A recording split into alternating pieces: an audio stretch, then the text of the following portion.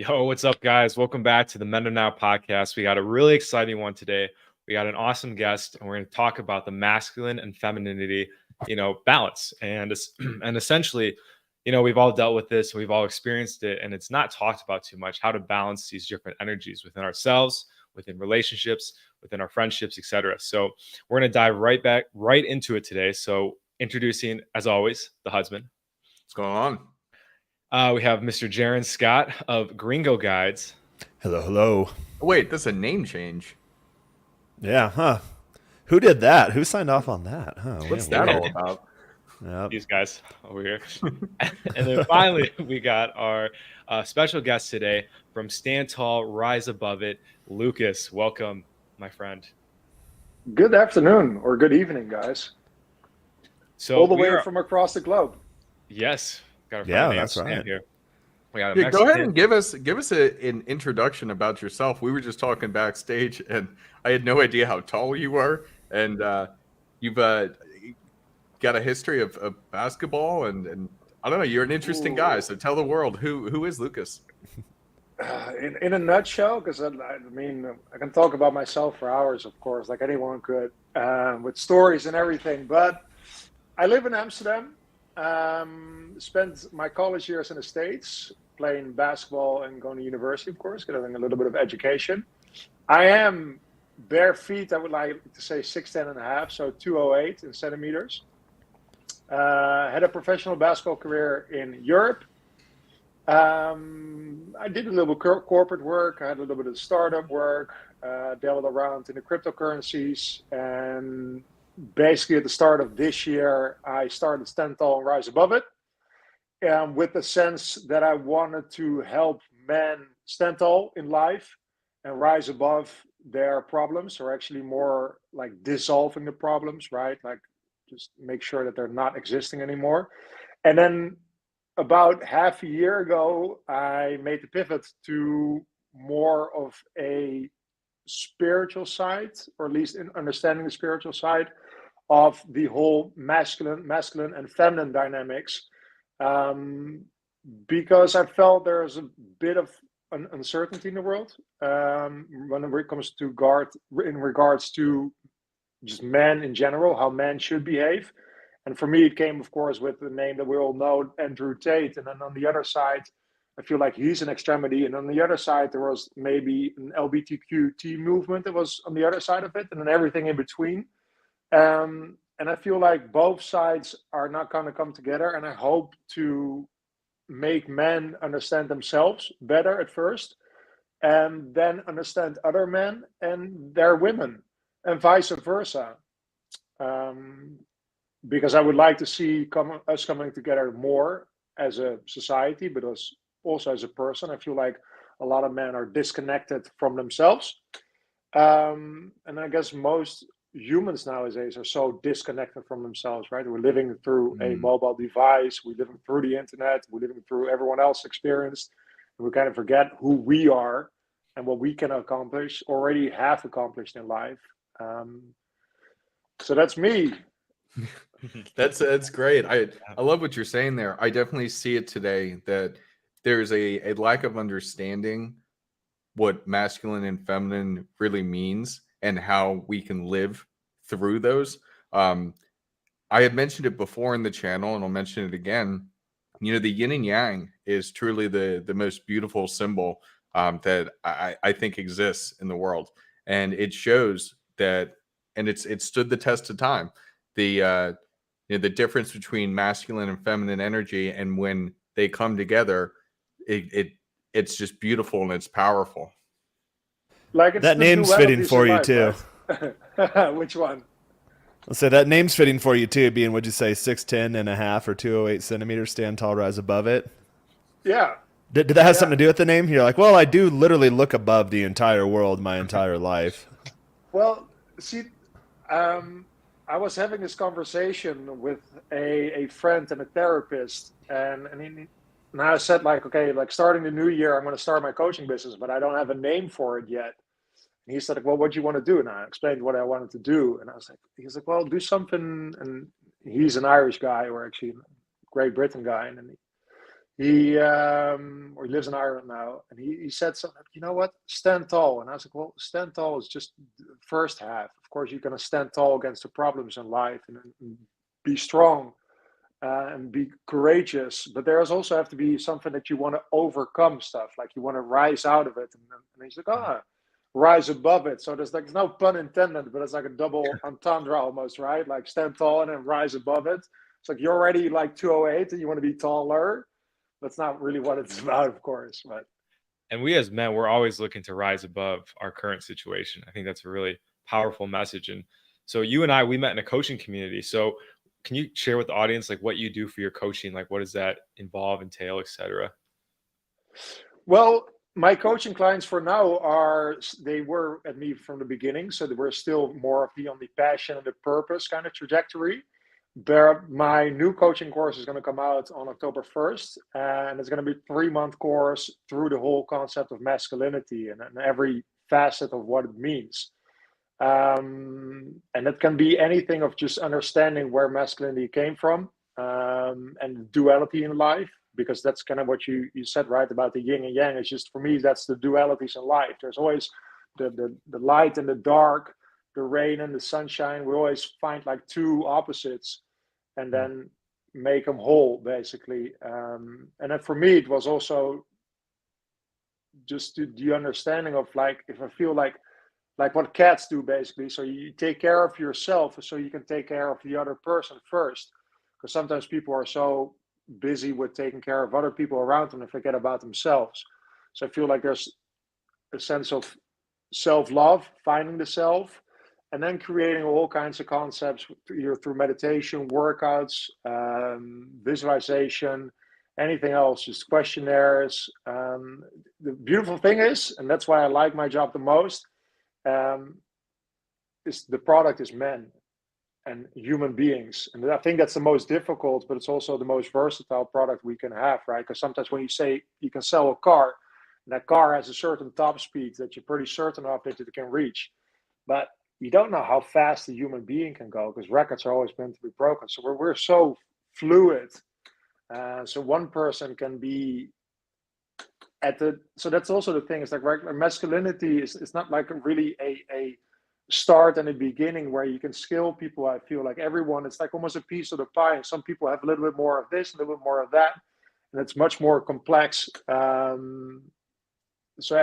why I'm still in the one-on-one coaching. I don't do group coaching yet, because I feel like I still feel find the most benefit in people doing the one-on-one coaching and helping guys on a one-on-one session. And then as soon as I get a little bit more, experience, I would say, in the whole coaching scene, and then I'll soon transition to where we met, like the bigger stages. 10,000 people in a Facebook group. That's pretty phenomenal. All like-minded. That's where growth happens, and a lot of support happens.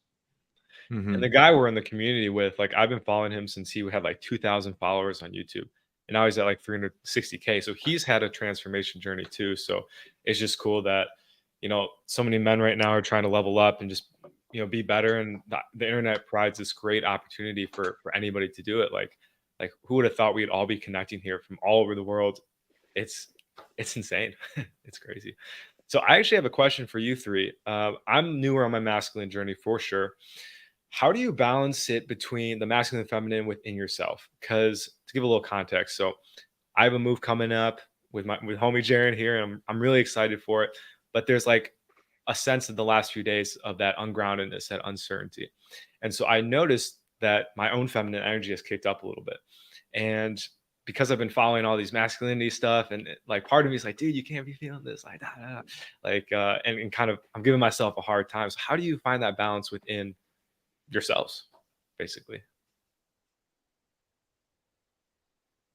And don't dive in all at once.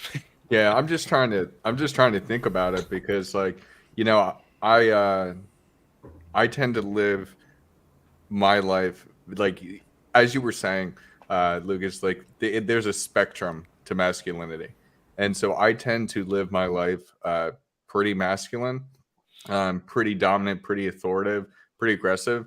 But there are times where, I let myself feel. So like, for example, I sent something to you, Joel, last week where I was completely raw. I was completely raw with you. I showed you a picture of me crying. I mean, I'll just put it out there. And it's okay to let yourself feel each side. There's nothing wrong with that. But if you try and, cut out ever feeling some of those, feminine energies, well, it's not going to work. I mean, heck, when you look at the yin and yang, there is a dot on each piece. So it's masculine with a little bit of feminine, feminine with a little bit of masculine. It's okay to feel the other side, because if you cut it off entirely, it'll lead to internal frustration. Although you're in your defense, the crying thing, I'm the same way, where I only cry when I'm happy. I don't ever cry when I'm sad. I don't feel melancholy. I don't feel down or depressed or anything.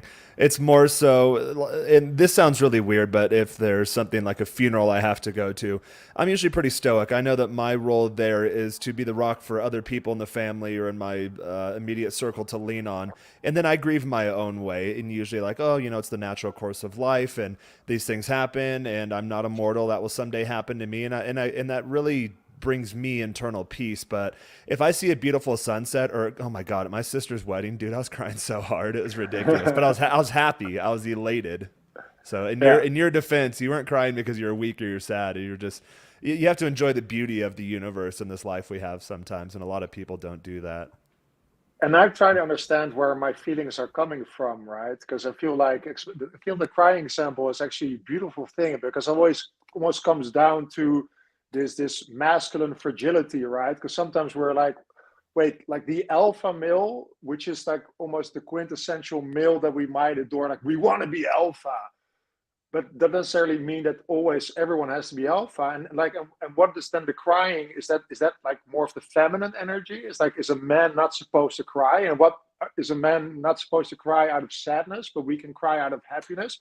But I do actually, the more I step into the masculine energy, I feel more comfortable with the fact of, I'm not sure sad emotions, right, but the crying emotions, almost like it's letting out some kind of energy. Because I caught myself with tears in my eyes the other night when I was in some YouTube hole watching some, what is this guy's name? There's this guy, and I don't remember the name, he does on Omegle or whatever, like when you click and you see a new screen and click, he does these raps for people on the top of his head with nice beats, and I don't remember his name, but apparently everyone knows him every time he comes on. But he the way, and that's of course what music can do, the way he rhymes, the way he speaks, the way he touches these people, you can see these people on the other end of the screen, just like you and I are emotionally involved in what he's saying, and they're emotionally touched. And I'm touched. And then, like back in the day, I would never allow myself that to happen. I'm like, wait, Luke, what the fuck are you crying about, man? Like, really? Like, this guy is rapping, and then you're like, and I'm like, wow, but that's exactly what you said about the happiness. It's like, crying is okay, no matter what happens. And I feel like maybe as a real true man, we can embrace crying when it first starts with happiness crying. Then maybe that's like the gateway to more emotional openness. Then we maybe can cry out of sadness, or maybe cry out of other emotions or something. And maybe you don't cry at all. It's like, but don't beat yourself up, because that's, I think that's where it almost boils down to. It's like, where do these emotions come from? And you mentioned that emotion, and I had a business coach years ago, and he defined it in a way that really made sense to me, and I'm glad that he was able to do this, in that emotion is just energy in motion. So you mentioned the spiritual thing. A lot of times people think that, okay, I'm this isolated node in a larger system and everything is derived from me. And for me, a major revelation was that energy actually flows through you. So when you do things like cry, or when you express these emotions, that's not necessarily you being weak. That's you channeling energy through you. And I believe it's really healthy to do that. I do that in other ways too, going back to like the masculine versus feminine dichotomy. So when I'm really aggressive, when I'm really pissed off, gym is a sanctuary for me. Gym is a channel for me to allow that aggressive energy to flow through me. Music is one where some of those happy, those melancholic, those mixed emotions can flow through me. And then of course the crying thing, I cry at weird things like sunsets and just beautiful things in nature, because it just makes you so goddamn happy to be alive. And I think that's a healthy expression of your emotions, which again is just energy flowing through you. We're not necessarily an isolated node and then the world happens to us. We're a part of a bigger, grander scheme and things flow through us. And actually, in that definition, that sounds more kind of like feminine too. Feminine energy is more of a flow type state. Well, to answer you, Joel, based on what we've been talking about, essentially you're feeling heightened anxiety. So how do you work through that anxiety? Probably all you need to do before this move, because it's a big move. You just need to talk to people. Talk to a bunch of different people. Do what women do. I didn't solve know the that. problems. Just talk about it. What are you anxious about, Joel? Yeah, it's chill. It's chill down here. You'll dig it. I'm so thank you guys. How'd you read me like a book, man? I think I agree with you guys coming back to the crying. Like crying is beautiful. Like I think it means that like when I cry, it's like I feel human. I'm like, this is what it means to be alive. So I'm with you guys there 100%. I think the anxiety is coming from just a big life transition. Like I think you get comfortable in your certain environment and all of a sudden it's like, I was talking to my mentor last night. He's like, hey, I want you to enjoy this week where you are, like spend some time with your family and stuff. You might never come back. Like this could be it. It was just like, whoa, like, dude. So I'm like walking around my house today, like, bro, this is where I grew up. This is like where I developed as a human. And it's like, or to the converse. And I was reminded, because I have a lot of guys come down that like, I can't wait. It's going to be so awesome. And they come down and then they realize it's not for them. And then they feel like they're letting me down or that they're letting themselves down. But I was the kid growing up where I did every single activity, played every sport. I played basketball for 2 seasons, 3 points each season, realized that was not my sport at all, gave it up. But I made a valid effort. But the point being is, whereas other people would be like, oh, you're a quitter, you couldn't hang with it. It's like, no, I don't see it that way. I gave it a try and realized it wasn't for me. And by trying everything and then quitting things sooner than later, you can dial in really who you are. For me, I always loved the Mexico thing, but I have had buddies that have come down. They're here for a month. Like, dude, I didn't realize everyone spoke Spanish. I'm like, how'd you not realize that? Like, it's Mexico. They speak Spanish. So realize too, yeah, you may never come back. Or if you do decide to go back, it's not necessarily a bad thing. Just kind of take it as an opportunity and then see what new doors that potentially opens for you. Or if it closes doors, so now you know, like, hey, I always thought this might be a dream of mine to do the passport bro, digital nomad, live abroad thing. And then if you do realize, hey, this isn't for me, at least you gave it a go. You'll never have that doubt. So either way you win when you look at it from that perspective. Oh, I appreciate that, Jaron. Yeah, that's super powerful. Lucas, go ahead. I saw you. No, it made me think of this quote, and actually this quote came from one of my, I want to call it an ex-girlfriend, but let's say we dated for a little bit, and she said her mother, or no, her grandmother always said, and that is in Dutch, but like basically translate, research everything and retain what is good, or like whatever, do everything you want and then just keep what's good for you. And then when I started this business, I really got into quotes. So it actually kind of comes down from the Bible, because I'm actually finding it right now in my quote section, but it says like 1 Thessalonians 5:12, test everything and retain what's good. And that's what life is about, because sometimes we'll beat ourselves up about not taking a chance, taking a chance and not living up to the expectations. And then of course you come back to a point like expectations can be a trouble, of course. But I feel like we don't need to be as hard on ourselves, but as long as we take action, masculine, right? Doing shit, getting stuff done. And what if it's not for you? You tried, man. You've been it. You've done that. You took the chance. On to the next thing, right? It's kind of with sports as well. I had a great coach, Coach Imhoff. Shout out to him. And Coach Imhoff always said, right, you can sleep on it till 12 o'clock, and then next day is the next thing. And it's kind of the same thing with anything that happens in life, right? You make decisions, you move, it's good. Is it not good? You can pack up your stuff again, man. Oh, absolutely. I appreciate that, Lucas. And I think what some of this fear is coming from, to be honest, is the fear that's going to be fucking awesome. Deep down, I know it's going to be badass. Like, it's going to be life-changing. So that's a good point, too. Oh, yeah, go ahead. Oh, go ahead. I was just going to piggyback. I was wondering, like, in what sense was it that you, what are you afraid of? Or not afraid? Like, what is it excitement? I think it's the excitement. Unknown. And it's the unknown. Yeah, absolutely. The uncertainty, right? And because no matter what happens, you're not going to come back. Even if you do come back home or you don't come back home, that's irrelevant at this point. It will change you for having these experiences. It is a major life changing event. And I go through that sometimes too. I wouldn't call it necessarily the imposter syndrome, but when I'm going through periods of growth, it is painful sometimes. And that's a weird feeling to where you simultaneously feel excitement and elatement, but also that pain in terms of I'm shedding a former self or I'm going into new territory. And even if I wanted to go back, it won't be the same because I have this new experience. So I'm never going to go back. That world I yearn for never really truly existed because my world has now changed and I can't change it back. So sometimes that's scary too. I call it growing pains. Definitely. Yeah. Came back from Poland and been back in the US, and I see the US so different. Like, it's like, I'd rather not be here.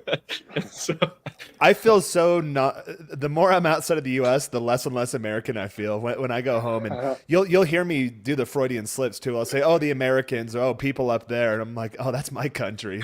To where I don't realize I'm doing it, but I'm mentally separating myself from my home culture. But I'm not.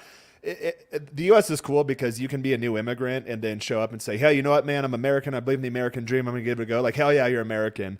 In most other countries in the world, I will never be seen as a Mexican. Even if I have kids here, they'll be seen as kind of half, and then usually it's the third generation to where they'll accept you as a local. So it's like, all right, I'm a foreigner in my new land, but when I go home to the U.S., I feel more like a foreigner in the U.S. than I do here. So it's kind of like I'm a man with no state, but that's scary and liberating at the same time. It's like, well, now I'm a man of the world.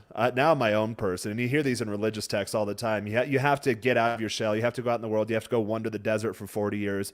And then when you come back, you're changed. You're enlightened. You're a new you, a higher version of yourself. Got me so pumped.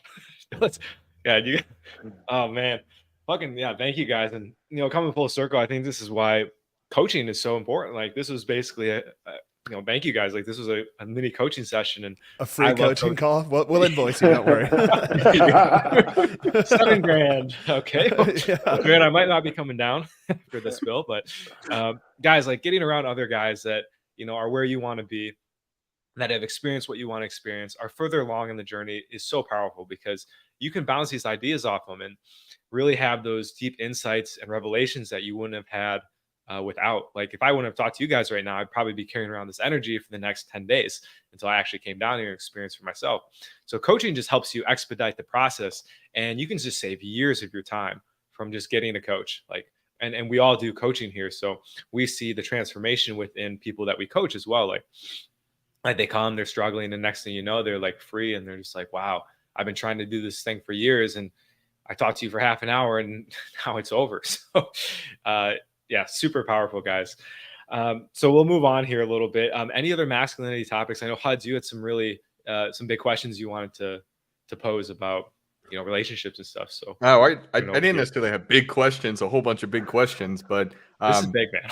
We're in it. No, I just find it interesting because, like, I think about my relationship, and dude, I am so unbelievably happy with this woman, and I am extremely masculine. So, as I said, like, the dominant, aggressive, and she is like polar opposite on the feminine side, where it's more submissive, it's the caring, it's reserved.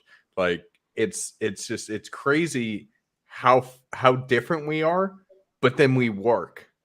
And that's, again, it comes to that yin and yang. And I find it difficult to grasp in this world today, where women are trying to be like, I don't need no man, independent, like all that type of stuff, and it keeps getting pushed in the media, and then everybody wonders why relationships aren't working. I mean, they've got projections that whatever percentage it is, I don't know, 45% or something, like 60%. It's some like really high number of women are going to be single in like the coming years or something, or like 10 years, whatever this statistic is. I don't remember the exact thing, but the trajectory is going one direction. And so I don't quite understand that in culture. I don't know if you guys have seen the same thing, because I know, Joel, you had said, like, in Poland, it's very traditional. Yep. We don't seem to have that in the US. The US seems to be going out of control, and I don't understand it, because when you have that dichotomy of masculinity and femininity, and it's done naturally, it's such a beautiful thing. Mm-hmm. Absolutely. Like, I think that's a big. Oh, go ahead, Lucas. No, and I do. And the thing is that for me, and then you guys being Americans, right, can correct me if I'm wrong, but I feel like almost the epitome of like Western society is the States, right? Like it's like the American dream, like for the longest time, especially for our reality, and as much as we've been on Earth, like everything post World War II was basically the heydays for America, right? Like they just kept on growing, kept on being massive, and now it's kind of like it's the rise and fall of the empires. It's not as much as the world power anymore. And then it comes, it's almost like the alpha male in the world was America for a long time, the top of masculinity, and now that society is becoming very fragmented and divided almost, right? There's so much confusion going on. I feel like that's, and by the way, another thing that's also something to think about, like when I heard you talk about numbers and women not finding relationships and stuff anymore, I think that the statistic is that by 2045, most men are going to be infertile, because that's also something. Yeah, something we need. Do we have someone who's looking up stuff up on YouTube, like, or not on Google? I'm gonna go ahead and look up that. That's interesting. Yeah, that's super interesting. It's the decline of testosterone. Natuurlijk, everyone's test is getting freaking low. The male sperm count is running backwards, and that's it's almost like it goes almost hand in hand with like decline of the traditional male. And I'm not saying that the traditional male is that's something that we need to go back towards. But the values and the ideas that the traditional male held were great, and also acknowledging those facts that they're within us. And I feel like we're being silenced as like outspoken, like now the outspoken man is being silenced so much in today's society. Is that's maybe also a confusion, right? What's going on when I see with like the younger generations, is that there's like, how much are you allowed to say before you're being silenced? Like, and because that's the thing Jordan Peterson talks about is as well. Like the degree of disagreeableness is something very masculine, and that I find myself learning more about it as I try to step more into my masculinity as well. It's like back in the day, I sometimes used to be much more of a people pleaser. I was always happy-go-lucky. Lucas is cool. Relax, and now I'm trying to step more into that masculine role, and you're going to disagree with a lot of people much more, and finding comfort in not acquiescing with everything and everyone is so liberating and so strengthening, and that's also something that I hope that people, you don't need to be very harsh and outspoken, like we're gonna again maybe an Andrew Tate is for some people, but you also don't need to be like being ran over by everything and everyone else, like some other like more like the beta males, you could say like, right, and everything in between. But so I'm playing with it in my own life in the sense of like I like to disagree more with people, but on a way that won't hurt their feelings as much. Because a lot of times people are, that's also something I feel like is going on in today's society, is that people can be a little bit too soft nowadays. Words can hurt, of course, but I mean, everything that's being said, it's kind of like, you can attract certain things, and certain things you can just, keep on a distance from you. And then people nowadays like to almost absorb all that negative energy, and that keeps them small, and then either they disagree or agree or have no opinion about it. But if you don't vocalize it, it's almost like that crying kind of thing. It's like this, the emotion, the energy. Just go out, just disagree with people, but don't be an asshole about it. No, exactly. See, that's one of the things that I've run into.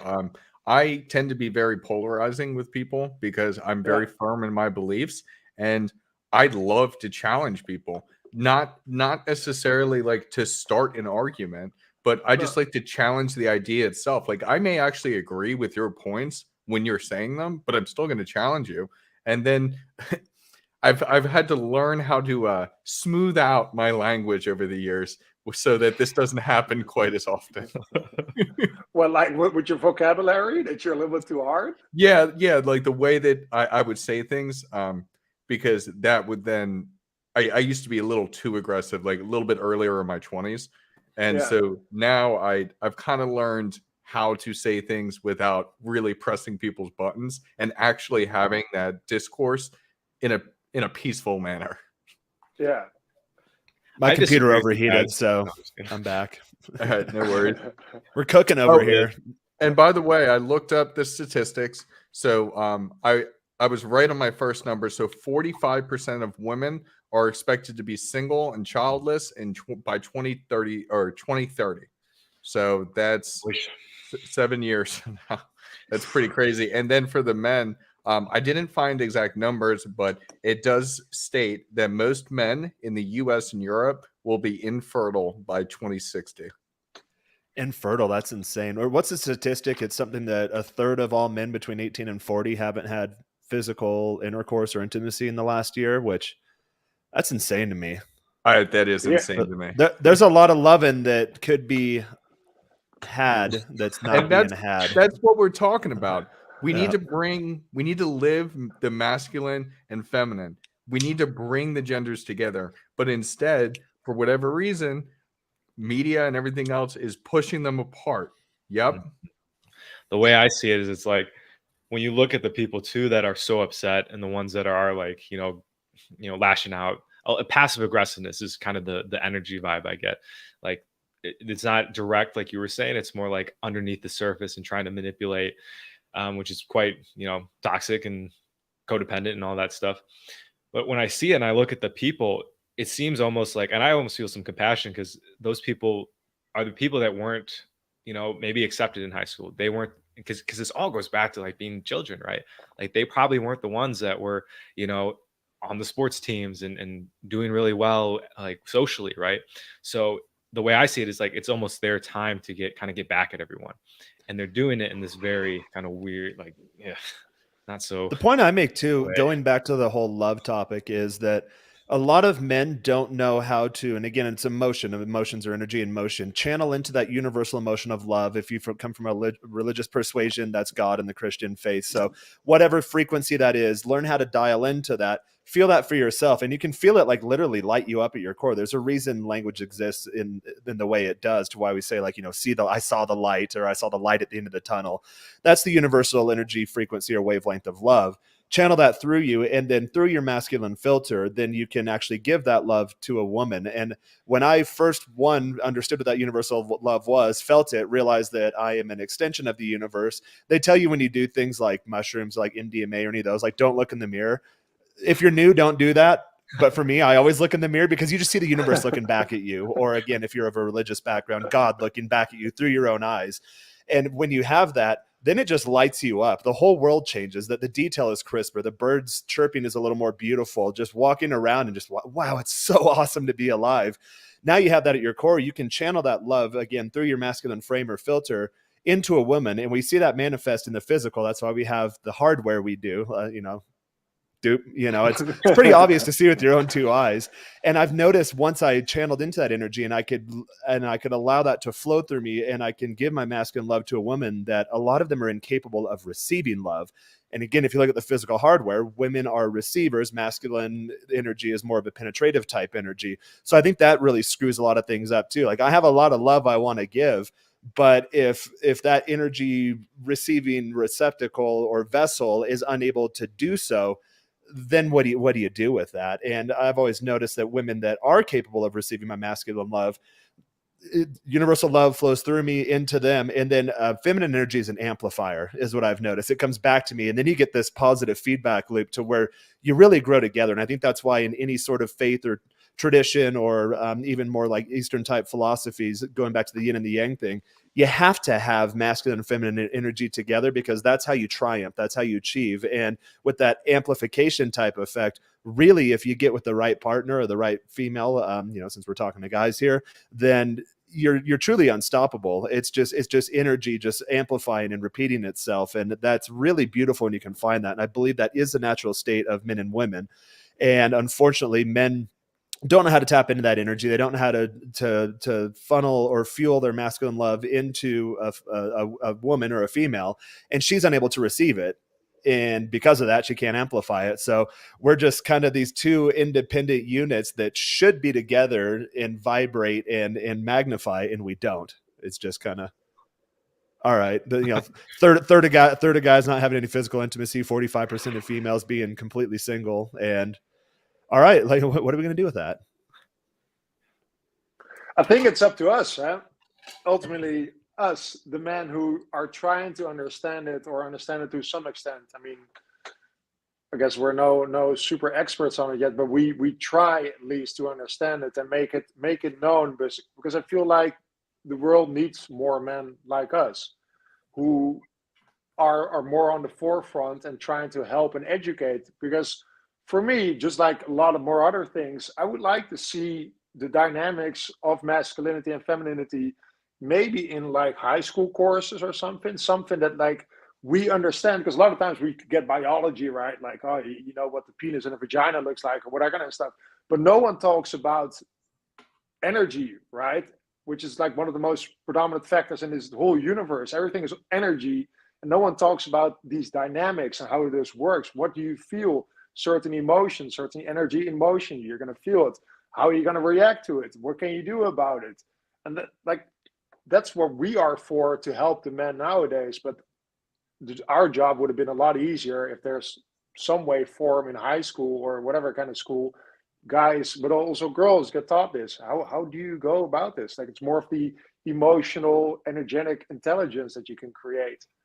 And between masculine and feminine, it's almost like a chain reaction, like an atomic or nuclear type chain reaction. The masculine comes in, penetrates, so that this energy gets transferred to the feminine. This energy gets bigger, gives back to the masculine. Masculine gets bigger, and then it explodes almost exponentially and gives off a ridiculous amount of energy, which is why it's so crucial for men to figure out you got to conquer yourself first. But once you're able to feel that energy, save your energy, manage your energy, and then give that energy to a female who's receptive of that energy, then that's where you get that back and forth, and things just, they really, really take off. I know it sounds a little woo-woo, but when you get to that point in your evolution, you can't unsee it. It's there. And that's the beautiful thing, right? Because not every woman will do this for you, and which is also okay. Because I feel like a lot of times in the dating world can be harsh for a lot of men, and then they beat themselves down, right? Like, whatever, date number 10 with woman number whatever 6, 8, and I still haven't found love or whatever. I still haven't found that connection yet. Love lives within you. Yeah, and also, yeah, there we amen, go. Brother. Amen. That's where it starts. But I feel like that's what it starts as well. It's also almost boils down back to that saying what we have when we say hurt people, right? Mm-hmm. It's like when you love yourself, then you're more able to receive love properly. And if you don't have a really good relationship with yourself, how can you expect the other person to have that with you as well? It's pretty fucking difficult, I would assume. Yeah, it's very difficult. And then you see it just in dysfunctional relationships all over, where it's two incomplete people. Hudson and I have been talking a lot about this codependency, and you get two incomplete people trying to make a whole. Never works. It's like, it's got to be whole and whole to make a super whole. That's exactly. And the transference of energy, I always use the analogy. It's like, if you guys know any musical stuff, like the old tuning forks, where you hit it ding, and then you put another tuning fork next to it, and they resonate at the same energy. That's exactly what the female masculine dynamic is. The masculine has to be that first tuning fork you hit, ding, and the female, when she gets in your periphery, you're actually within your orbit. Then she picks up that energy, vibrates at your frequency. But again, there's an amplification effect. She vibrates at your same frequency and then amplifies that, which amplifies you and then amplifies her. And it's really tough that when you're unable to get that initial ding and you're out there like, oh, I need this love. It has, as a guy, it has to start with you. Otherwise, you're not gonna receive it. If you don't put it out there, you're not gonna get it back. Yeah, it always starts with you. I think that is so important to just, understand there is that masculine burden of performance. Like we are the initiators. We're the ones who need to make things happen. So it's just a fact of life. It may suck. Sometimes it'd be a lot easier for it just to be handed to you, but it just doesn't work that way. 100%. So this is an interesting question from D'Angelo. Thank you for kind of clarifying that. I thought that's kind of what you were meaning. I just want to make sure. So do you think that love plays a role into how like masculine, because weren't in love, essentially is what I'm kind of understanding here. Like once they fall in love, then more masculinity comes out. And I think that's kind of what you were saying, Jaron, is that you give, she receives, gives back the energy, and that's what grows. And so you start to grow yourself, like in that the masculine energy then you'd be putting out. Do you guys like agree with that? Does it make any sense what I just said? It actually does. That makes a lot of sense. So you'll hear me criticize a lot of the red pill type topics to where, and there's some credence to this where, oh, if she has a high body count, she's valueless. Well, if we know, and again, this goes back to like more of a traditional, like more religious type context. And if we look at it from the energy lens to keep this kind of on topical point here, it's that, okay, anytime like as men, we generate energy, and that's why you'll hear guys like, oh, how come women don't care if a guy's a high notch count, but women do? Well, men, we're the source of the energy, and then with women, we give them our energy, and then they give it back to us +1. But in doing so, she gives a piece of herself to you that she cannot get back. So women like, and guys, you'll notice this when you're around kind of, let's say, lower value women, for lack of a better term, women of the night, women that kind of sell their sexuality. When you get around them, even if you're not like hooking up with them or anything, you can feel that there's a void of energy in them, or there's like a negative type energy at the vibrational level. So I believe that's why, and again, every religion on the face of the planet, any culture at any point in human history, they all understand this. And guys in these the modern day type religion, which a lot of guys look at red pill as like kind of a religion to replace the lack of God in their life, to where, okay, yeah, like a woman that has a high notch count, she is void of that energy because she's given a little piece of herself away to so many people that there's really nothing left for her to give anymore. Whereas guys, I know for me, and you'll hear creators say this too, when a woman gives herself to me, I feel powerful. It's like, okay, I have a piece of her now, and I carry around with that with me. And you'll notice when you're younger, especially when you first start getting laid, like in high school, you see the guy walking around head up, like, yeah, you're like, all right, that guy got laid. That pep in your step. Whereas women, same thing in that age range. It looks like we all went to school at some point in the U.S. to where the infamous walk of shame. Well, there's a reason these things exist, because she gave a piece of herself away that she can't get back, and the guy gets to keep that. So guys like me that kind of run more volume, it's like I get stronger and stronger and stronger as I'm taking pieces of females. I know it's a really weird way to look at it, but again, you get to a point where when you can start dialing into these universal energy frequencies, you feel it, and you can't unfeel it. There definitely is something to it. Wow. I didn't know you were out there making a bunch of women worse. Wow. Yep, stealing souls. Oh yeah.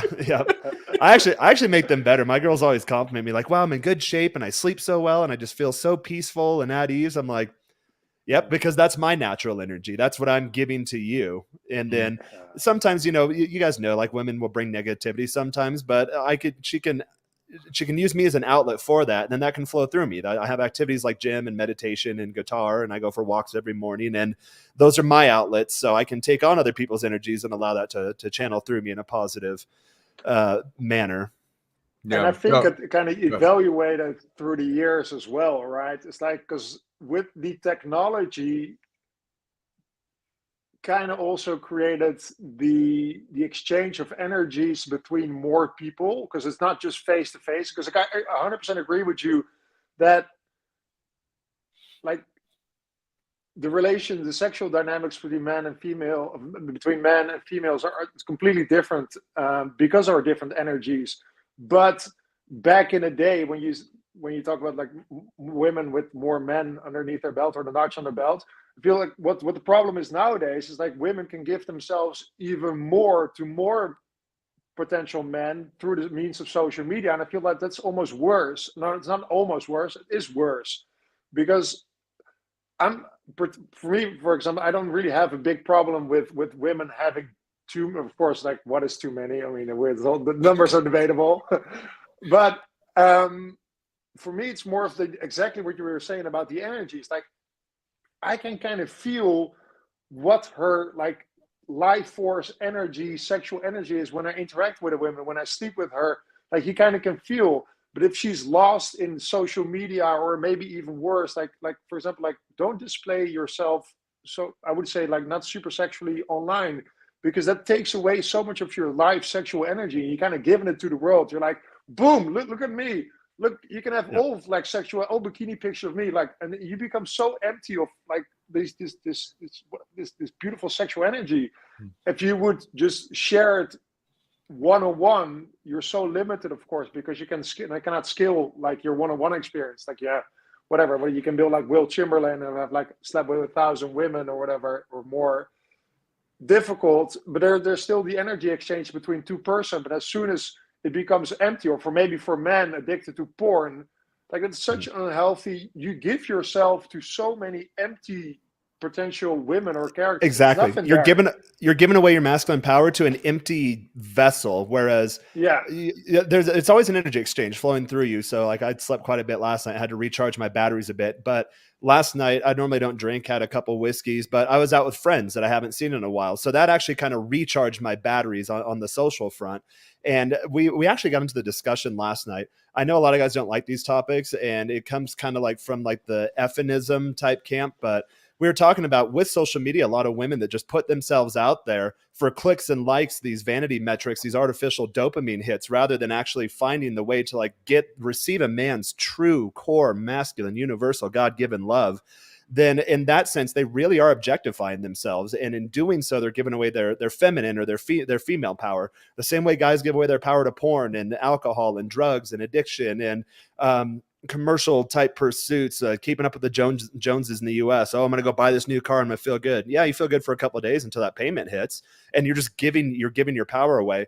I believe women do the same thing when they're just putting themselves out there on display for everyone and getting nothing in return. Okay, you get a like on return, you get a heart comment, you get a kissy face, you get a bunch of dudes that you would never consider dating blowing up your comments, and that gives you this artificial validation in lieu of what you really want to seek at a core human level, girl or guy, and that's just love. Right. And then when you do that, you find that these girls then, say something about it. They'll do a post or like, why can't I find a man? Why can't I find a good guy?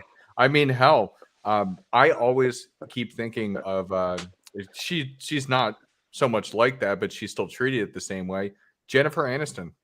She was devastated that she couldn't have a kid, but she waited so long, and she, obviously been posted in the media in all types of movies. Everybody thought she was gorgeous. Oh, this woman never ages. It's crazy.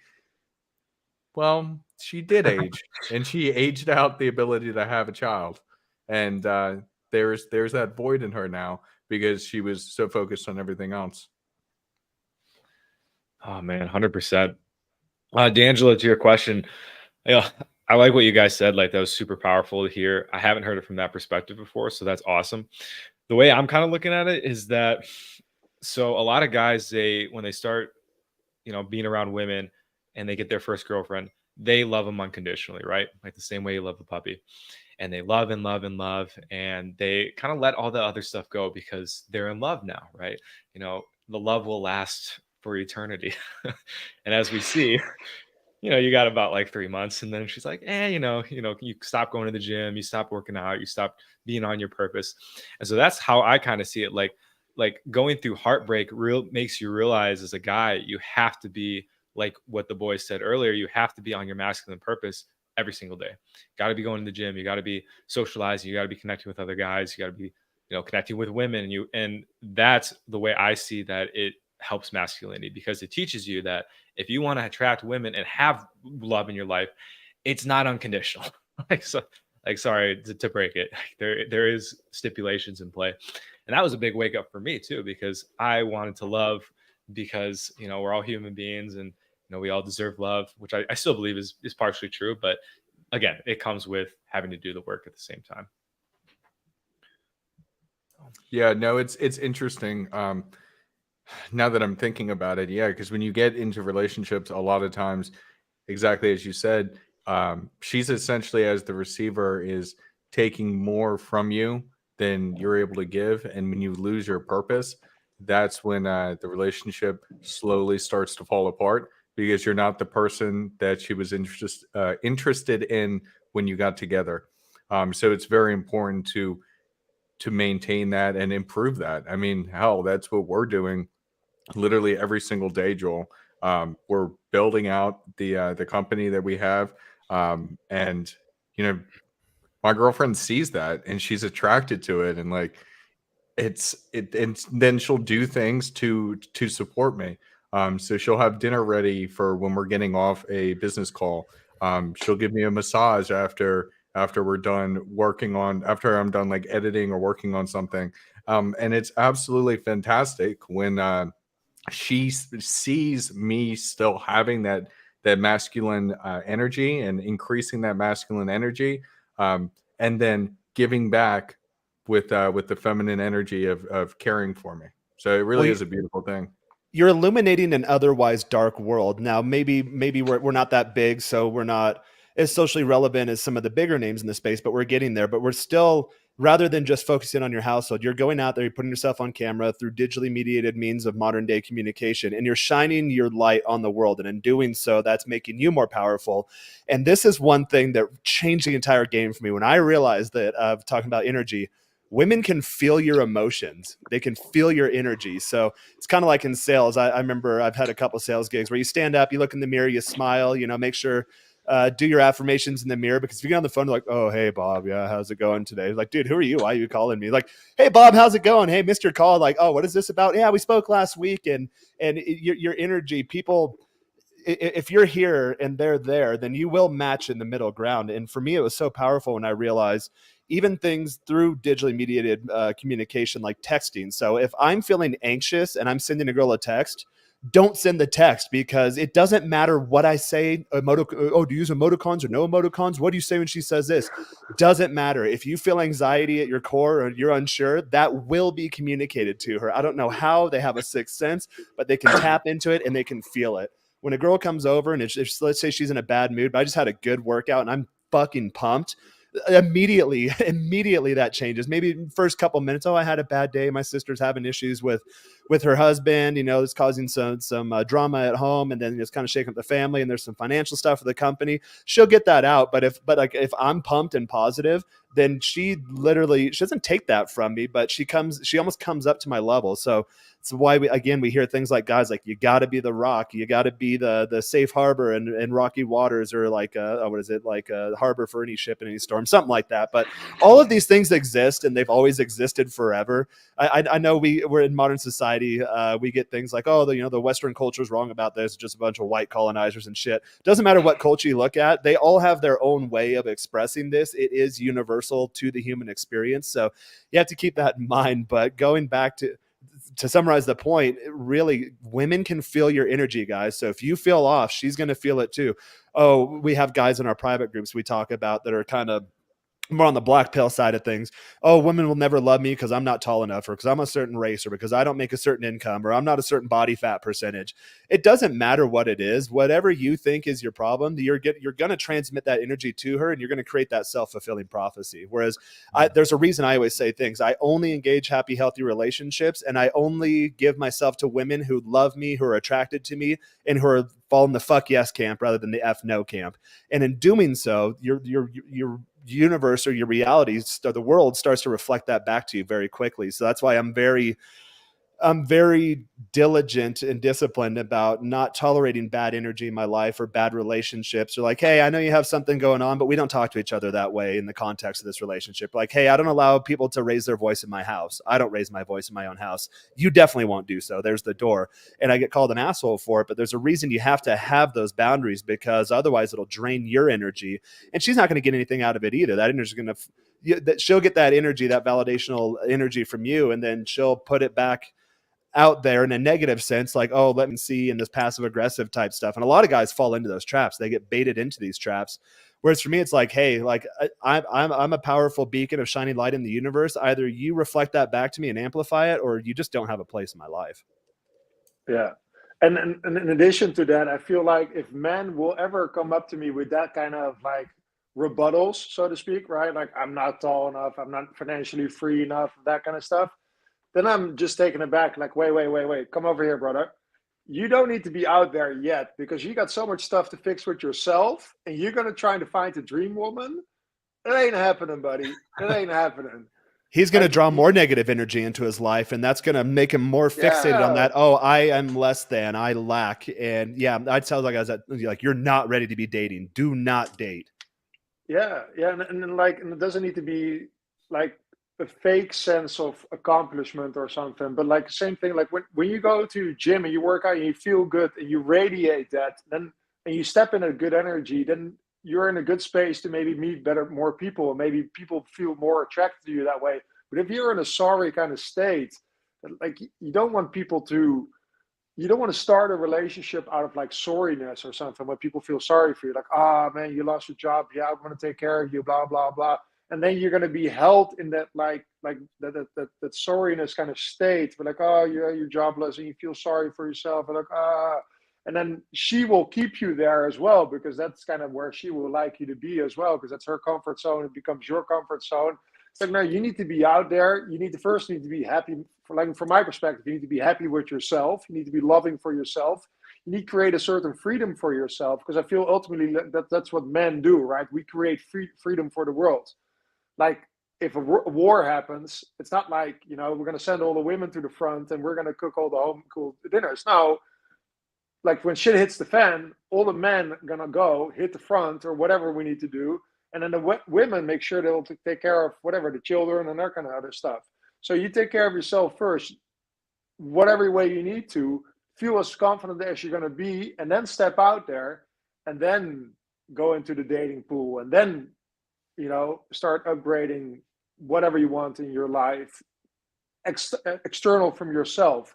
Because I feel like a lot of people always trying to find, for example, we all heard this before, right? It's like, I hope she's going to fix him up or whatever, or like whatever. You find a girl and I hope she's going to do this. Like, no, I hope it too, but that's ass backwards, because this guy, the dude, better needs to fix himself, and then he can start enjoying like real love. Because I feel that's what women bring, like the real great, passionate, unconditional love. Like I have it with buddies. It's a different bromance kind of thing, like we all men can, but with a woman, it's like I'm not sure how many facets. The Greek had many different names for love, and of course, there's different sides to love. But with a woman, love is different, man. There's the love with a capital L, right? Yeah, it's really crazy once you reach that.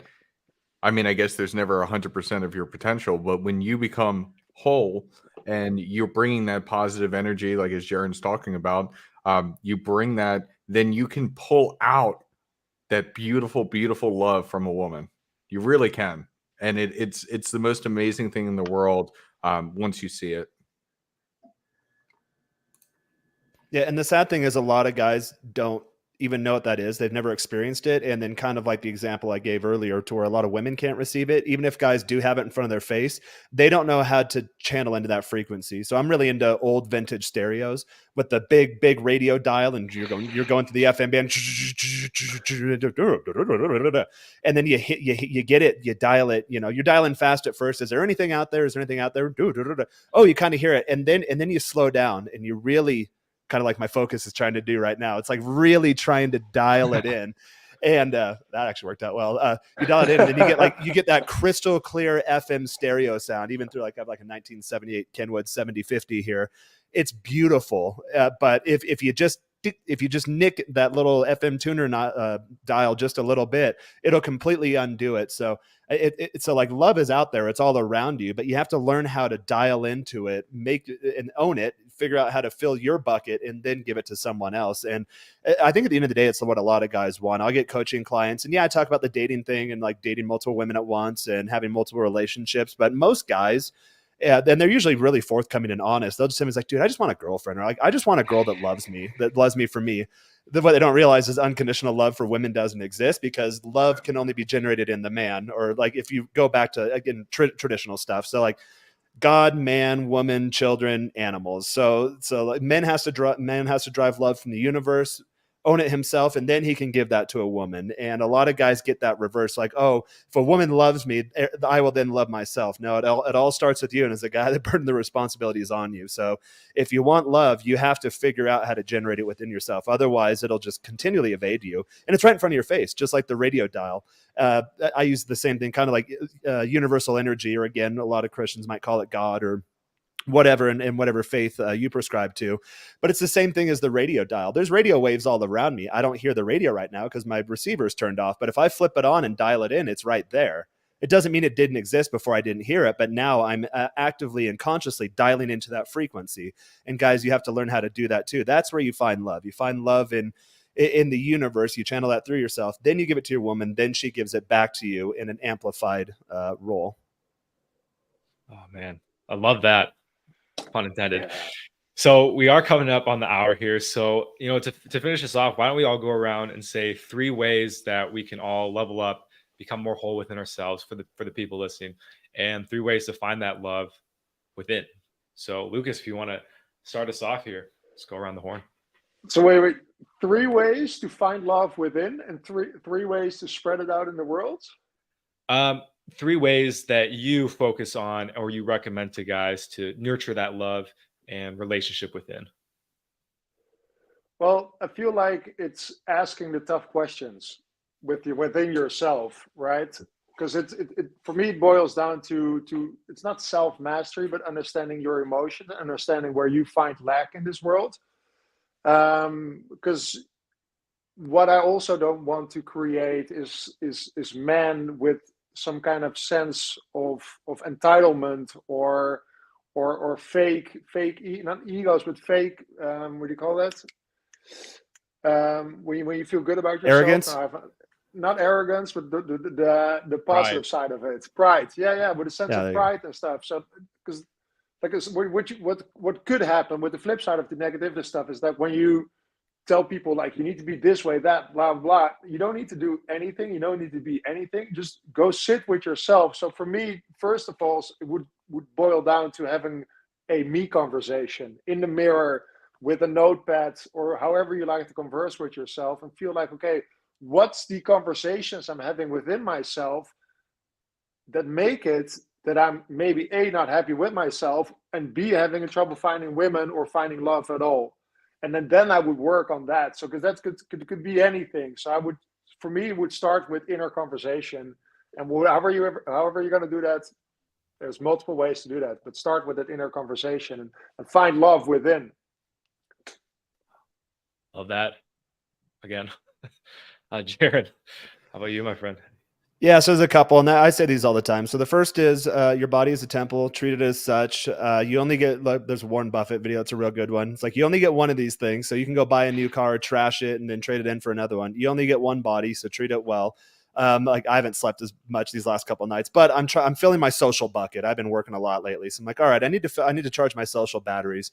So I still have energy, but physically I'm exhausted right now. You can probably kind of see it in my face. But so today is going to be a chill day. We're just going to have a good time. We're going to eat really clean, really healthy, go to bed early. I'm up early working tomorrow on some stuff. So really treat yourself, number one. It's kind of like when you're on an airplane too. They always tell you in the safety brief that if the oxygen masks fall down, put your mask on first and then put it on other people, because if you pass out, then you're of use to no one in that situation. So you got to put yourself first. That doesn't mean to be selfish or arrogant or not give back to people, but you have to make sure that you are as physically, emotionally, spiritually, psychologically fit, because then you can give a lot more to the world doing that. So that would be the first one. The second one, I say this to guys all the time, become your own best friend. A lot of guys they want to get into relationships, so they want to get laid for validational type reasons. There's a void they're trying to fill. A lot of times psychology, guys like Freud or Jung would say it's something that is lacking in the childhood. Maybe they didn't receive the nurturing in the infant phase from their mother, and they're seeking to fill that void. I think a lot of guys fall into that, and I personally fell into that too when I was much younger. And then when I realized that, okay, I'm my own best friend, then I don't really need anyone else around. For me, I spend most of my time alone in this place. I have friends in town this weekend, but most of the time I'm alone and I'm walking around, I'm singing and dancing and snapping my fingers and just having a real good time with myself. And in doing so, I don't have that void anymore. In fact, for someone to come into my life, they have to amplify that energy. And if they take away from it, then I can just put that barricade up, that boundary up, and then just say, no, thanks, but no thanks. I'd rather not. Oh, do you want to go to a party with these people you don't like, or there's some kind of drama, or girls will text you or something, and you can tell, because when you realize women can feel your emotion, and then you can start to feel their emotion too. So you can feel the drama, they're doing something. And then I tell guys in the community all the time, like, dude, just leave her on red. She's not, and this women's energy changes all the time. We know this. And they're cyclical. Like literally it manifests in the fact that they have cycles.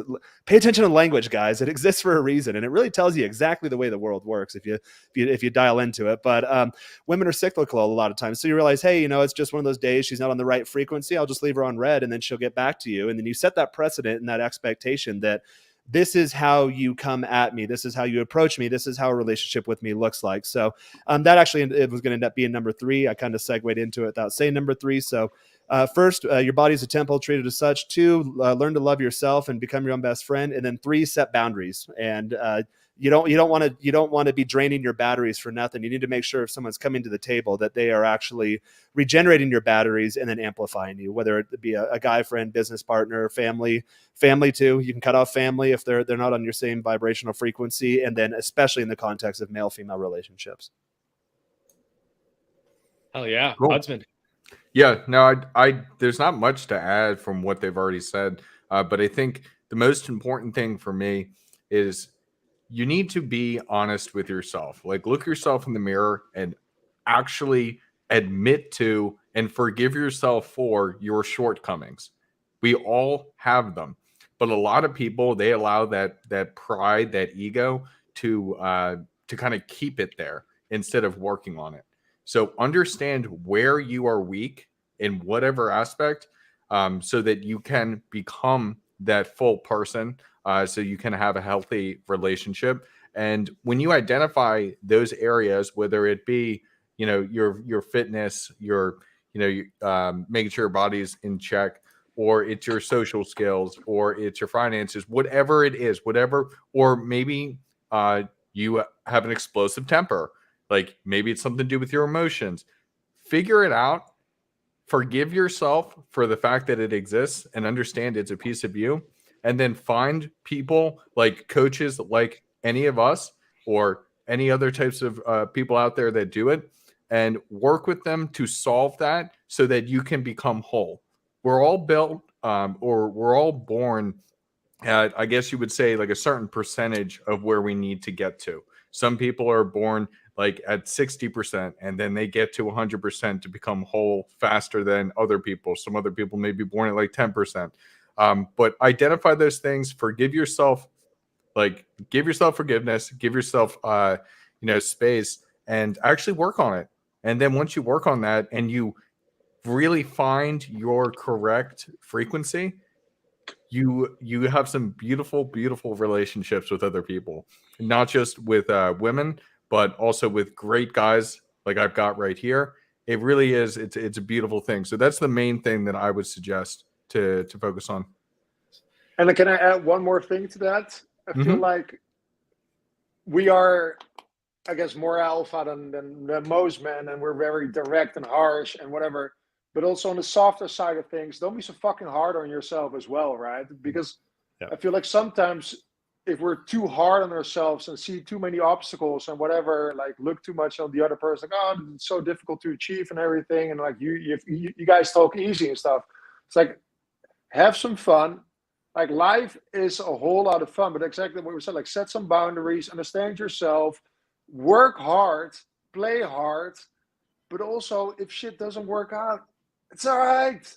Move on. I always tell my guys, reframe your failures. So I had something a couple weeks ago that stressed me out in my business. And then Monday, it really stressed me out. By Friday, it turns out I'm glad it happened, because not only did I get what I wanted, I got 1.5 in terms of like finances from that deal that I wanted. So at the time I was really kind of off, kind of having a real shitty day that Monday. And then at the end of the day, I remind myself kind of mentally, give myself a pat on the back. Like I coach a lot of guys, but I have to coach myself too. My higher self has to coach my lower self when those when those lower frequencies start to come up and like, okay, what is this? Like, where's this coming from? Oh, well, I grew up kind of not impoverished, but like we always had enough, but we barely had enough. So like I have to overcome that vibrational energy that's still left over inside of me. So at the end of the day, it's just like, hey, Jaron, you're doing a good job. You know, if this had happened 10 years ago, you would have almost fallen apart. Whereas this, like, it's just, yeah, it sucks. It's a minor setback, but by the end of the week, it'll all work out. And it did. And that was so powerful to be able to reframe that. Now, you know, that was just a few weeks ago. Now there's momentum going in that area of my life and things are looking on the up and up, to where, okay, it has to happen because I was still, and in doing so, that small failure on just that one day I experienced, it brought something up from my past that I had to work on, worked it out throughout the week. And then Friday, I'm like, okay, that's why it happened. And it had to happen. But at the end of that day where it happened, I just pat myself on the back like, Jaron, we're doing a good job. You know, we're in this. Like, look around, look what you've built for yourself. And then I always tell myself, you're just getting started. I've been at this for years, but every day I wake up, this is day one. Like, we're just getting started. Like, nothing that happened in the past matters. It's from here moving forward. What are we going to do today so tomorrow's better? But when tomorrow happens, we're not worried about yesterday. It's day zero again, or it's day one again. Man, you got me fired up, dude. For being dead tired, you got a lot of energy today. I appreciate it. It's going back, like, yeah, you got the energy transformation. When I come on these shows, it does charge my social batteries, which is nice. Yeah, I'm physically tired, but spiritually, I'm fucking fired up. So, like, you can't tell. Yeah, I mean, you can see it on my body, and I can feel it. My joints are kind of sore and dry, but yeah, you know, I didn't take care of myself 100% this weekend in this physical vessel. But yeah, dude, spiritually, this shit fires me up. That's why I love we're talking about the spiritual stuff. It's what's missing right now in the world, and it's so important. It's so important. So, Huds, what you said was one of mine as well. Just like be able to own your mistakes and ask yourself that question, like, am I wrong? Just try it. It's super powerful. Am I wrong? I've had to do this a few times in this last week, and as soon as I actually accepted the question, like, am I wrong? And the answer was yes, you are. I like just relaxed. Like, okay, like I don't need to be right. Like, I'm still alive. It's okay. Like, no one's gonna die. The world's not gonna end. And like you said as well, Lucas, like at some point the end result is we all return to where we came from. And can you imagine if you had no setbacks, how boring life would be? You hear about those kids, like kids of celebrities or rich kids, or whatever they call it, affluence or something like that. Those kids always end up being complete messes. So you kind of need the setbacks. You need that contrast. You need those lows so you know when you're on a high and you can enjoy it. That is so true. That is so that's true. That's why all the addicting stuff don't work, right? Yeah. Mm-hmm. Because it only gets you happy for a little bit. Mm-hmm. And those are the ones that usually have the big issues with like substances. The really the super rich kids. Yeah. So another one I had, and this is one that I've been practicing a lot, is to go periods of the day without any distraction. So like put the phone away, no podcast playing in the ear, no earbuds, just be 100% one with the world. And I'm not gonna lie, it can be really freaking painful. Like sometimes, like, yes, oh my god, this hurts like a son of a bitch. And so, like last night, I got home, like I was listening to podcasts all day, was talking to you guys, and I'm like, you know, I'm just gonna spend like until I go to bed, just complete like silence with myself. And what I found is a ton of stuff came up. A ton of like questions I was wondering about, a ton of emotions, and they just pop into your thought space, right? You're like, where did that come from? Like, I've been carrying that around. Right? Like, I thought I answered this with the 5 podcasts I listened to today. Like, nope, right here. And then this morning as well, woke up, didn't listen to any podcasts, listened to a little music, which I found actually threw my energy off. So it's very fine. Like you said, Jaron, I'm getting to the point where if I add any stimulus, it does, you know, mess with my energy frequency. And so again, really looking forward to coming down to where I won't have those distractions anymore. But I think we're gonna help each other shine. I'm actually quite looking forward to it. There's a bit where I'm like, well, I haven't had a roommate in like 10 years, and I don't even know how to do it. Like, do we split the fridge down the middle or by shelves, or like, and then like that's such low level thinking. I'm like, no, like everything in the world happens for a reason. I'm getting way more into the spiritual side of myself too, and having talked to you behind the scenes, I'm really excited. I think we're gonna help each other shine a lot faster than we'd be doing it if we went on our own. Oh, I just need to keep you guys focused. That's what I'm worried about. Is you guys are just going to become knuckleheads and get distracted all the time.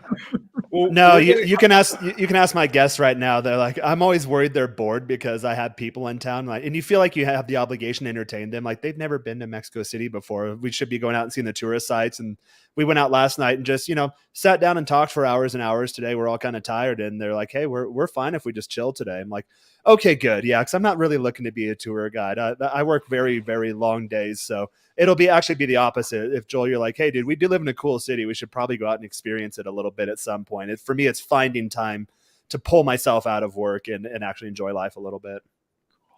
Yeah, Huds, what you're going to have to focus on with us is we're going to have too many ideas. We're going to be like, dude, we are that's starting the 40 problem. YouTube channels. You guys are going to have to, it's going to be too much energy. It's going to be chaotic as hell. Huds, here's 50 videos today. Post them. In the background, like, dude, only 50? Let's go. Come on. Yeah. So dude, I was so excited for that too. I was thinking about that yesterday. Like, I want to be up early. I want to be hitting the gym every day. I want to be like pushing to failure. And when I'm by myself, I'm not going to do that. It's like, if I didn't have guests today, I probably would have just laid around all day, but I do feel kind of obligated. It's like, well, they flew down to visit me, so I should probably, go out and show them at least a good time, or, see some cool stuff. And it's a beautiful day out today. I don't like being inside when it's beautiful. So beautiful. Hey, maybe this is a good point to Anton, right? What we're kind of addressing is the fact of like your chosen family, your circle that you surround yourself with can be such like a vital structure for you to succeed. Right? Yes. Yeah.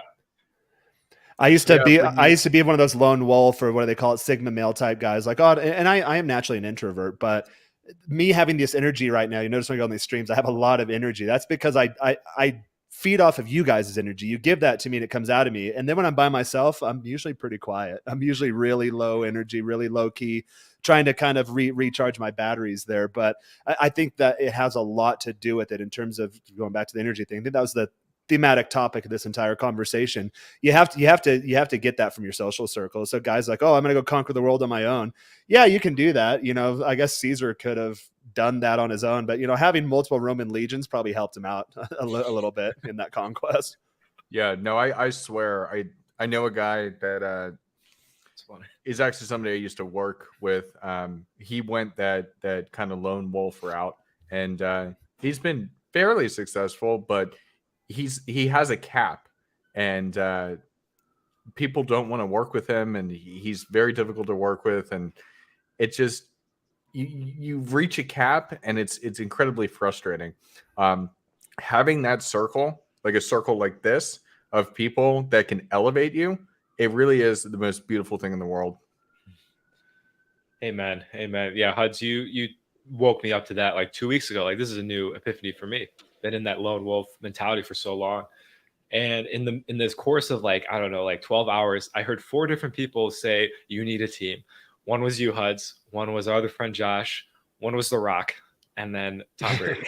So it's like, if Tom Brady is saying you need a team, it's like, all right, I surrender. Yep. Yeah, would he have all those Super Bowl rings if he didn't have a team? He's just by himself throwing the ball to like no one in his backyard his whole life. Tom, like Uncle Rico on Napoleon Dynamite. Oh, throw this football over the mountains there. Oh man, that's great. That's Uncle Rico, baby. So to wrap it up completely, let's just go around, say where you guys can find you, where people can find you, what you got going on behind the scenes, and we'll call it. So Lucas, our guest of honor, take it away, my brother. Well, you can find me at my website. It's standtall.coach. And as you can see, is my handle right here on the screen. Stand Tall, Rise Above It at IG. Same thing goes for Twitter, or what is called X nowadays. Not very active on there yet. And soon there will be a YouTube channel going live as well. But you'll see that on my Instagram and my website. But predominantly website, standtall.coach, and Instagram, Stand Tall, Rise Above It. Alrighty, for me, you got my Instagram right there. Instagram at Gringo. Wait, Guys. hold on, Jaron. Mm-hmm. You need to tell me what this whole Gringo Guides thing is. I thought you were Menshine or something before. What is this rebrand? Can you tell the audience so they know what's going on? Yeah, so Menshine is kind of holding me back. So I started that as a blog in 2015. I was going through some real hard times. That was me really trying to integrate with myself and then share those lessons along the way. It's still out there. You guys can go there, menshine.com. You know, it started off as a blog. It's got all sorts of videos on my YouTube channel still there. Eventually, I'll start archiving those videos. I will bring them over for and then have them just warehoused or archived on Menshine. So really that was me doing my internal development myself. I got to that point a few years ago, like, all right, I'm integrated. I am myself. Now I want to go out there and start conquering the world. And I felt as though covering those topics, things that I was hung up on 10, more than almost 10 years ago now, was kind of holding me back. Whereas Gringo Guides, you can tell I live in Mexico City. Been living off and on down in Mexico since 2006, so well before the passport bros thing. I know Spanish. I'm well integrated in the society. I have a very vast social circle with some really cool people down here, and I live life like most other foreigners don't live in this country. Let's just say that. So I know that there's a lot of interest in those types of topics, and also it opens me up to areas in which I'm just now starting to develop or put more energy and effort into my life, like really growing my business, really growing my reach, helping people at a global level, not just people in the manosphere spaces, which, they come there a lot of times through trauma. Hey man, I'm going through a divorce. Kind of, they come there with like a sense of nihilism or life's just not really going well for me. Oh, women are out there to hurt me. They're all a bunch of 304s. Those are low level topics and low level energy. I don't want to focus on that anymore. Now, if you do have those problems, I can still help you through there and definitely streamline that recovery process for you. But for me, I want to start getting out there and conquering new territory. So that's where the rebrand came from. I actually wrote my thesis on the subject, like the etymology of the word gringo and its modern day cultural implications. That is published. It's cited frequently. So it all kind of ties it back together. And for whatever reason, I moved to Mexico when I was 18, and the universe has a way of opening doors for you, and you don't really know why it does it at the time. But as you get going, as you get momentum, it all kind of starts to align. You're like, okay, here's my purpose. Here's what it is. Like, I had the ability to learn Spanish in a month. Most people can't do that. There's gringos that have been down here for longer than I have. They still can't speak Spanish. I learned it immediately. So I didn't study it. I didn't try. Like, it was just there at my disposal. Like, okay, in Spanish, they call it a don, which is like your talent or your God-given gift. So I'm trying to align all of these God-given gifts that I have and really do something powerful here. So that's the Gringo Guides. And I do a lot of stuff in Spanish too. So I want to start having more of a crossover audience, start collaborating more with a lot of the girls I date. I'll still cover the dating topics, or just my friends around here, because there is in the Americas, there is a huge Latin influence in the US. We're the second largest Spanish speaking country in the world. And then recently, since COVID, 2 or 3 million Americans have moved down here. So it allowed me to niche down to a new market, but also open me up topics wise. So how do you maintain 10% body fat in Mexico? It's not very like a fit forward type culture yet. It's years and years behind the US, but there's ways to do it.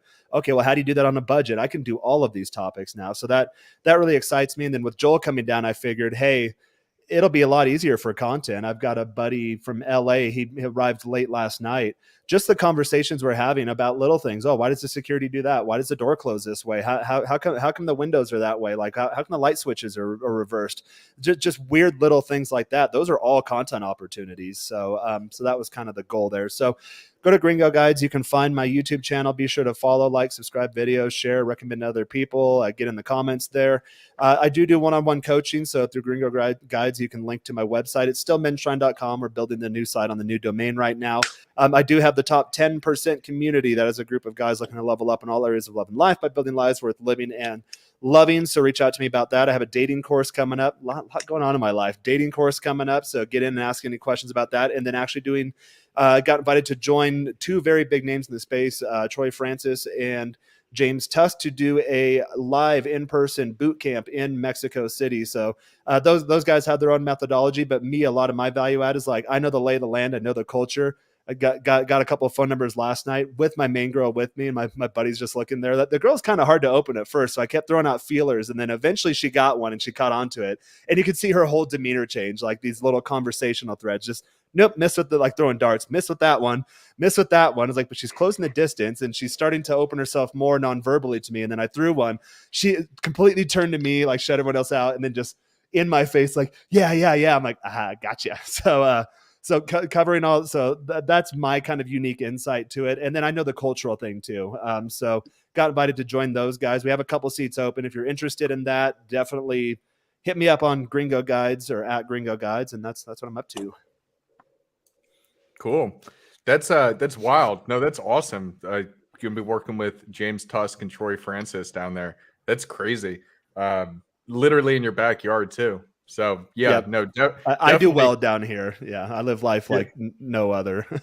Yeah, definitely would recommend people to check that out. If people don't know, they run these dating boot camps where, excuse me. So they run these dating boot camps where it's like 4 days, like Thursday to Sunday, and they take you through everything: day game, night game. There's breakdowns. You have the coaches giving you personalized advice and showing by example. I know some people that have done it, and it absolutely changed their entire perspective on everything. And if that's one of the things that you need to do to become your full confident person, then definitely reach out to him.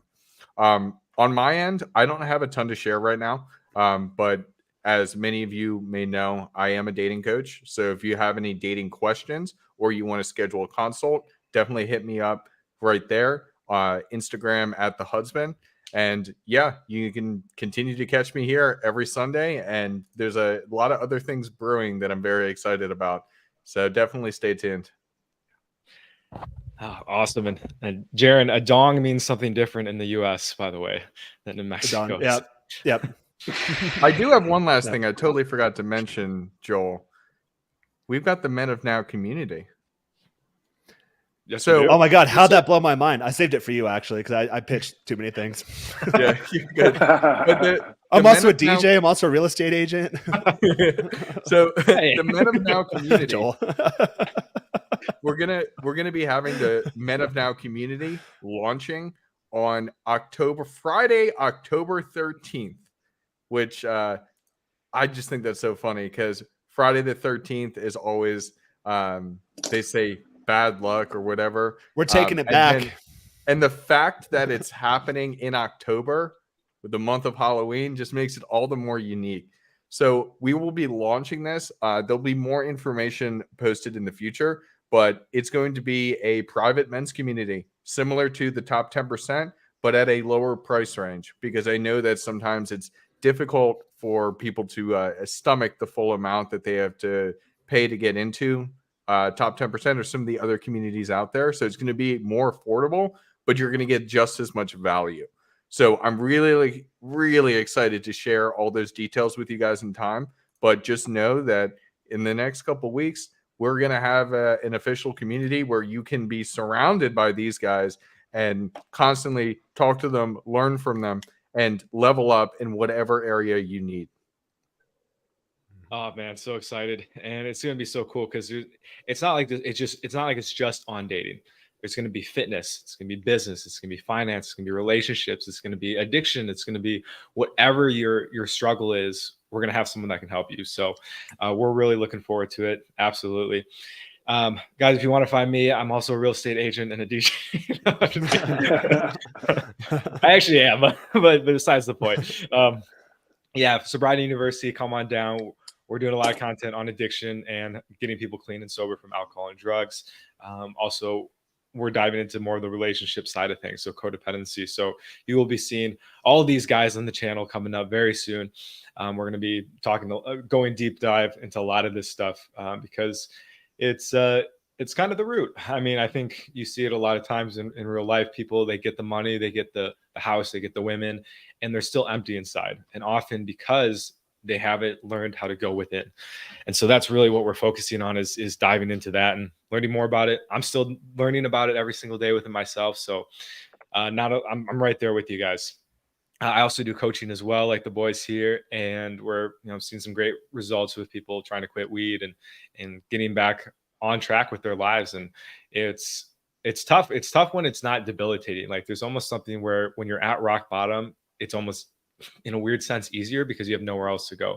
But when your life's going all right and you see this as a habit that's killing your productivity, that's slowly eroding your relationships, that's when it's tough and when it can be difficult to quit. So I'm there with you. I have a 28-day program. It helps you quit slowly, helps you wean off, and where you don't just have to go cold turkey and then just have this traumatic experience. Like, you get to still use as you slowly, over time quit the substance. And we're seeing that is helping a lot of people, and it's allowing them to quit on their own terms, which is, again, it's you that is doing it. So let's see. Other than that, gonna be, stay tuned to the channel. We're gonna have some awesome content. We're gonna be doing some vlogs, guys. Like, I know it's these combos it's a different style, but we're gonna have some really cool stuff. We're gonna get some drone shots and do all like the cool YouTube shit. So stay tuned for that. We got a pad in Cancun lined up. They just confirmed that with. First girl I ever dated in Mexico almost 20 years ago has done really well for herself career-wise. So she just bought a place in Cancun. She's like, can you come out and stay with me for a couple of weeks? I'm like, yeah, I can do that. Definitely. It's like, I got Joel now. I got the plus one. She's like, oh, yeah, bring whoever. I'm like, all right, sweet. Let's go. Jesus, you guys are going to have a time. That's awesome. Yeah, it'll be fun. Can't wait. And in a couple weeks from now as well, last plug for Sobriety University, Lucas and I are going to be doing a podcast on addiction. So tune in for that. This is not the last time you're going to see this 6'11" giant on our stuff here. And boys, Huds, Jaron, you're welcome to join on that as well. So we'll have more information about that. Other than that, Lucas, thank you so much for coming on today. Super appreciate it. I know it's late for you, and hopefully this gave you some energy, so it's a struggle to fall asleep. That's how we know. It was a great pleasure, guys. Thank you all. So absolutely great. You're welcome anytime. I really appreciate your perspective. Yeah, it was a great conversation. Absolutely. Yeah. Cool. Great. So we will wrap it with that, and thanks guys for coming in, and talk to you in the next